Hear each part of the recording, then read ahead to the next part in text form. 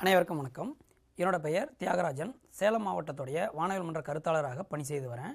இந்த காணொலியில் நம்ம பார்க்க போகிறது என்ன அப்படின்னா, தசம எண்களுடைய கூட்டல், கழித்தல் மற்றும் பெருக்கல். அதுக்கு முன்னாடி நம்ம தசம எண்கள் என்னென்னு பார்த்துடலாமா? தசம எண்கள் அப்படின்னா 10 அடுக்குகளை பகுதிகளாக கொண்ட எண்களை நம்ம தசம எண்கள் அப்படின்னு சொல்கிறோம். அதோடைய பொது வடிவம் எப்படி இருக்கும் அப்படின்னா, a/10 n இந்த வடிவத்தில் இருக்கக்கூடிய எண்களை தான் நம்ம தசம எண்கள் அப்படின்னு சொல்கிறோம். இதில் a அப்படிங்கிறது ஒரு முழு எண்ணாக இருக்கலாம், எந்த முழு எண்ணாக வேணாலும் இருக்கலாம். n அப்படிங்கிறது எந்த இயல் எண்கள் ஆகவும் இருக்கலாம். அதாவது தசம எண்கள் அப்படிங்கிறது 10 அடுக்குகளை பகுதிகளாக கொண்ட ஒரு எண்ணை, அந்த வடிவத்தில் இருக்கக்கூடிய ஒரு எண்ணை நம்ம தசம எண்கள் அப்படின்னு சொல்கிறோம். இதற்கு ஒரு உதாரணமாக நம்ம 75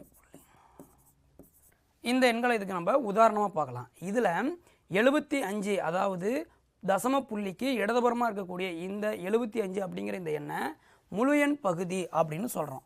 அதுக்கு புள்ளிக்கும் வலதுபுறமாக இருக்கக்கூடிய 436 அந்த நம்பரை நம்ம தசம எண் பகுதி அப்படின்னு சொல்கிறோம்.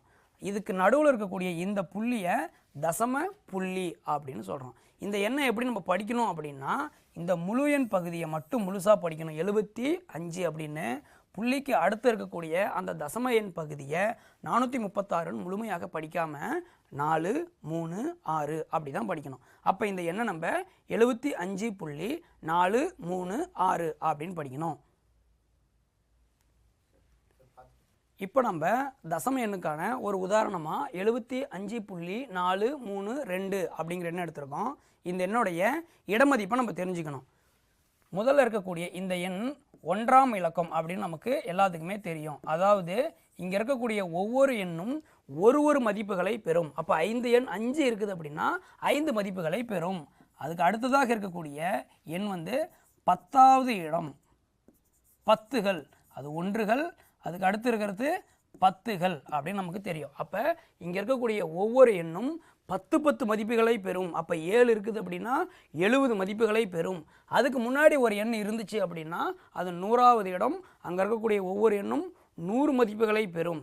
அதெல்லாம் நமக்கு முன்னாடியே தெரியும். இப்போ இந்த புள்ளிக்கு வலதுபுறமாக இருக்கக்கூடிய தசம எண் பகுதியோடைய இடமதிப்பு நம்ம பார்க்குறோம்.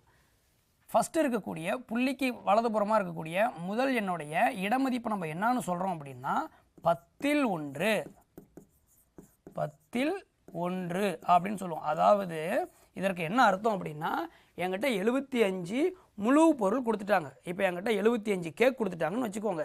அடுத்தது 76வது ஒரு கேக்கை எடுத்து அதை 10 சமப்பகுதிகளாக பிரித்து அதில் 4 பகுதியை என்கிட்ட கொடுத்துருக்காங்க அப்படின்னு அர்த்தம். இப்போ நம்ம 75.4 தான் இருக்குதுன்னு வச்சுக்கோங்க. அப்போ 75 முழு கேக்கை என்கிட்ட கொடுத்துட்டாங்க.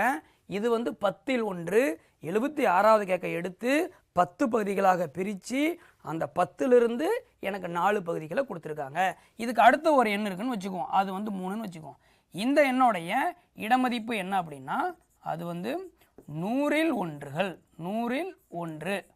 அதாவது இதோடைய சிறிய மதிப்பு இடமதிப்பு 100ல் 1 தான் இருக்குது. அப்படின்னா 75 முழு பொருளை எனக்கு கொடுத்துட்டு 76வது ஒரு பொருளை எடுத்து அந்த பொருளை 100 சமப்பகுதிகளாக பிரித்து அதிலிருந்து எனக்கு 43 பகுதிகள் கொடுத்துருக்காங்க அப்படின்னு அர்த்தம். இதுக்கு அடுத்தது மேலும் ஒரு நம்பர் இருக்குதுன்னு வச்சுக்கோம், 1 இருக்குன்னு வச்சுக்கோம். இதோடைய இடமதிப்பு 1000ல் 1.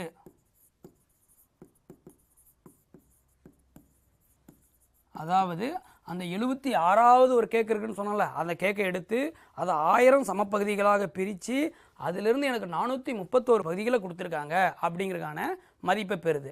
அடுத்தது நம்ம இப்போ நம்ம தசம எண்களுடைய கூட்டல் எப்படி இருக்குன்னு பார்க்கலாமா? உதாரணமாக 0.5 மற்றும் 0.3 அப்படின்னு நம்ம 2 எண்களை எடுத்துக்கிறோம். இந்த 2 எண்களும் தசம எண்கள் தான். இதற்கு என்ன அர்த்தம் அப்படின்னா, இந்த நம்பரில் இருக்கக்கூடிய மிகச்சிறிய இடமதிப்பு என்னன்னு பார்க்கணும். மிகச்சிறிய இடமதிப்பு 10ல் 1 தான் இருக்குது. அதே மாதிரி இந்த எண்லையும் மிகச்சிறிய இடமதிப்பு 10ல் 1 தான் இருக்குது. அப்போ ஒரே மாதிரியான உள்ள 2 எண்களை பயன்படுத்திருக்கோம்.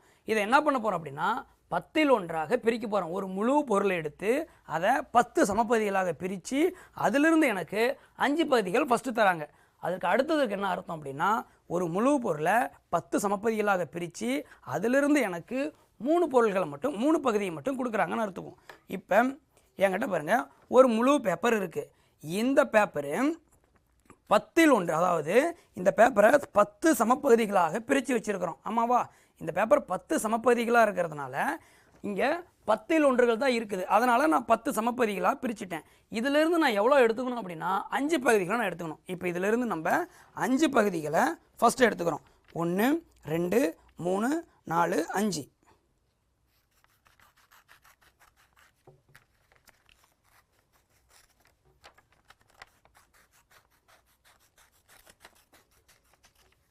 இப்போ என்ன பண்ணுறோம், ஃபஸ்ட்டு 5 பகுதிகளை எடுத்து ஒரு நபருக்கு கொடுத்துட்டோம். அதை நம்ம இங்கே வச்சுக்கலாம், தனியாக ஒரு பகுதியில் வச்சுக்கலாம். அதுக்கு அடுத்தது என்ன பண்ணுறோம் அப்படின்னா 10ல் 3 பகுதியை எடுத்து கொடுக்குறோம். அதே 10ஆக பிரித்தோம்ல, அதிலிருந்து மேலும் ஒரு 3 பகுதி 1 2 3, இந்த 3 பகுதியை கொடுக்குறோம்.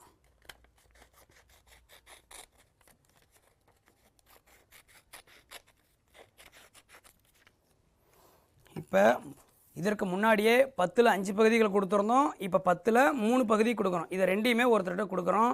இப்போ அவருக்கு எவ்வளோ பகுதிகள் மொத்தமாக போயிருக்குது அப்படின்னு பார்த்தோம் அப்படின்னா 1 2 3 4 5 6 7 8, 8 பகுதிகள் போயிருக்குது. அவருக்கு 8 பகுதி போயிருக்குது. மொத்தமாக இதை நான் எத்தனை சமப்பகுதிகளாக பிரிச்சிருந்தேன்? 10 பகுதிகளாக பிரிச்சிருந்தேன் அல்லவா? இதை நான் மொத்தமாக 10 பகுதிகளாக பிரிச்சிருந்தேன். இதில் நமக்கு எத்தனை பகுதிகள் கிடைச்சிருக்குது அப்படின்னா 8 பகுதிகள் கிடைச்சிருக்குது. இதை நம்ம இது வந்து பின்ன என்ன இருக்குது, இதை நம்ம தசமமாக மாற்ற போகிறோம். கீழே ஒரு 0 இருக்கிறதுனால ஒரு நம்பருக்கு முன்னாடி புள்ளி வைக்கிறோம். தொகுதியில் இருக்கிற ஒரு நம்பருக்கு முன்னாடி புள்ளி வச்சுட்டு முன்னாடி எண்கள் இல்லைங்கிறதுனால 0வை சேர்த்துக்கிறோம். இப்போ இந்த 0.5 மற்றும் 0.3 இந்த 2 எண்களை கூட்டணும் அப்படின்னா நமக்கு 0.8 கிடைக்குது. ரெண்டாவதாக வேறு ஒரு எடுத்துக்காட்டை பார்க்கலாம்.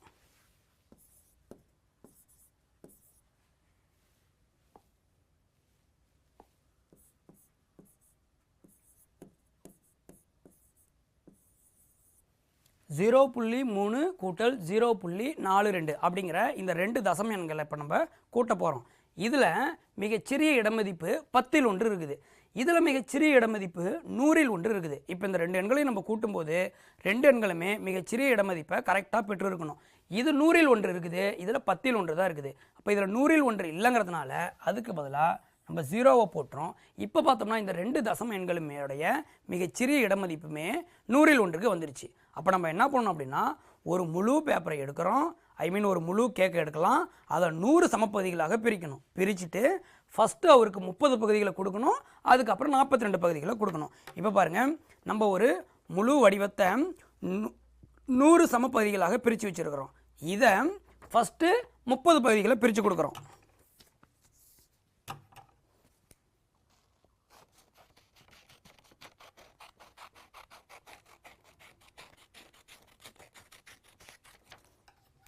இப்போ பாருங்கள், ஃபஸ்ட்டு 30 பகுதிகளை இதிலேருந்து எடுத்து கொடுத்தாச்சு. அதுக்கப்புறம் என்ன பண்ணணும் அப்படின்னா 42 பகுதிகளை எடுத்து கொடுக்கணும்.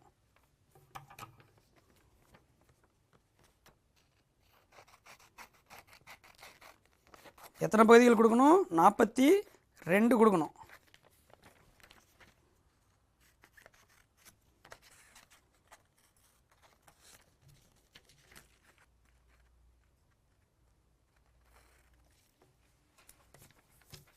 இதில் பார்த்தோம் அப்படின்னா இதில் ஒரு 10 20 30 40 42 பகுதி. இதற்கு முன்னாடி ஒரு 30 பகுதி கொடுத்தோம், அதுக்கப்புறம் ஒரு 42 பகுதியை கொடுத்தோம்.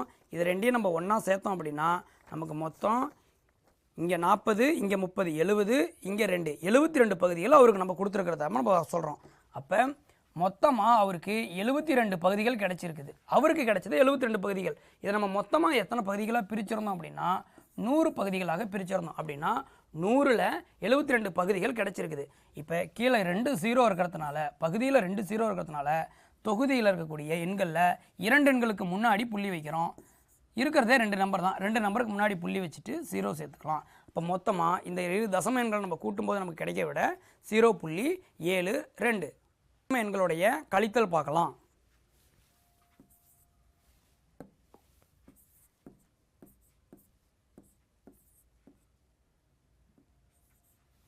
0.4லிருந்து 0.2 கழிக்க போகிறோம். அதாவது நம்ம ஒரு முழு பகுதியை 10 சமப்பகுதிகளாக பிரிக்கணும். ஏன்னா இங்கே இருக்கக்கூடிய என்னுடைய மிகச்சிறிய இடமதிப்பு 10/1. அப்போ அந்த ஒரு முழு பகுதியை 10 சமப்பகுதிகளாக பிரிக்கணும். பிரிச்சுட்டு அதிலிருந்து 4 பகுதிகளை அவங்களுக்கு கொடுத்துடலாம். இப்போ பாருங்கள், ஒரு முழு சமப்பகுதியுடைய ஒரு பேப்பரை நம்ம 10 சமப்பகுதிகளாக பிரித்தாச்சு. இதிலிருந்து முதலாவது நபருக்கு 4 பகுதிகளை நம்ம எடுத்து கொடுக்குறோம்.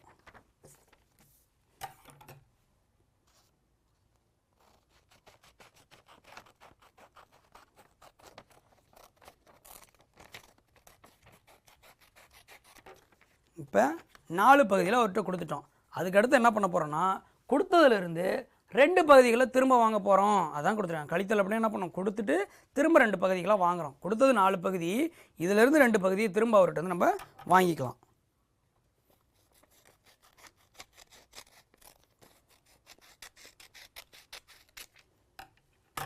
பார்த்தீங்களா, 4 பகுதியிலிருந்து 2 பகுதி திரும்பவும் வாங்கியாச்சு. இப்போ அந்த நபருக்கு கிடைச்சது 2 பகுதிகள் கிடைச்சிருக்குது. 2 பகுதிகள் கிடைச்சிருக்குது. மொத்தம் எத்தனை பகுதியாக இருந்துச்சு? மொத்தம் 10 பகுதியாக இருந்துச்சா? மொத்தம் 10 பகுதியாக இருந்துச்சு. அவருக்கு கிடைச்சது 2 பகுதி. இப்போ இந்த பின்ன என்ன, நம்ம தசம என்ன மாற்றுறோம், ஒரு 0 இருக்கிறதுனால ஒரு நம்பருக்கு முன்னாடி புள்ளி வச்சிடுறோம்.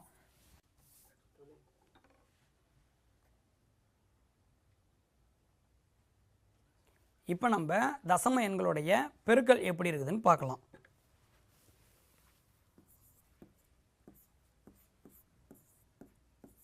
இந்த 2 எண்களை நம்ம பெருக்க போகிறோம். 0.1 மற்றும் 0.2 இந்த 2 எண்களை நம்ம பெருக்க போகிறோம். இதை நம்ம எப்படி சொல்லலாம் அப்படின்னா, 10/1 மற்றும் 10/2 இதை இல் அப்படின்னு போட்டுக்கலாம். இல்லைன்னா 1/10 ஆஃப் 2/10 அப்படின்னு சொல்லலாம். இப்போ நம்ம என்ன பண்ணணும் அப்படின்னா, இந்த எண்களை பார்க்குறோம். இதோடைய மிகச்சிறிய இடமதிப்பு 10/1. அதனால் அந்த ஒரு முழு பகுதியை நம்ம 10 சமப்பகுதிகளாக பிரிக்கிறோம். இங்கே பிரிச்சிட்டோமா பாருங்கள், 10 சமப்பகுதிகள் இருக்குது. இதிலிருந்து நான் எவ்வளோ எடுத்துக்கணும் அப்படின்னா, ஒரு பகுதியை நான் எடுத்துக்கணும். 10லிருந்து ஒரு பகுதியை நம்ம எடுத்துக்கிறோம்.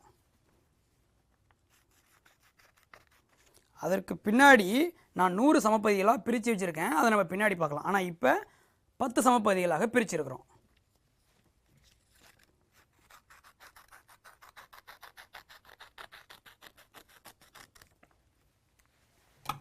இப்போ பாருங்கள், 10/1 தான் நம்ம எடுத்துருக்கிறோம். ஒரு பகுதியை எடுத்துட்டோம். இதை 10ஆக பிரித்து அதிலிருந்து நம்ம ஒரு பகுதியை எடுத்துட்டோம்.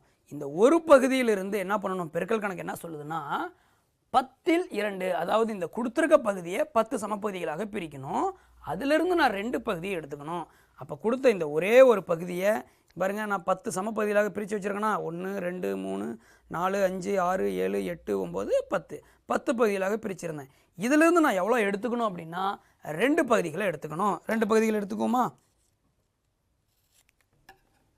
பாருங்க, அதிலிருந்து 2 பகுதி எடுத்துட்டேன். இப்போ இதுதான் எனக்கு கடைசியாக கிடைச்ச விட. அதாவது ஒரு முழு பகுதியை 10ஆக பிரித்து அதிலிருந்து ஒரு பகுதி எடுத்துக்கணும். அதுக்கப்புறம் அந்த பகுதியை 10 சமப்பகுதிகளாக பிரித்து அதிலிருந்து 2 பகுதியை எடுத்துக்கணும். எடுத்ததுக்கப்புறம் நம்மக்கிட்ட எவ்வளோ இருக்குதுன்னு பார்த்தோம் அப்படின்னா, 2 பகுதிகள் கிடைச்சிருக்குது. மொத்தமாக நமக்கு 2 பகுதிகள் தான் கிடைச்சிருக்குது. மொத்தம் இதை நம்ம எவ்வளோவாக பிரிச்சிருந்தோம் அப்படின்னு பார்த்தோம் அப்படின்னா, பின்பக்கம் திருப்பி பார்த்தோம்னா தெரியும், 100 பகுதிகளாக பிரித்து வச்சுருந்துருக்குறோம். அப்போ 100ல் 2 பகுதி தான் கிடைச்சிருக்கு.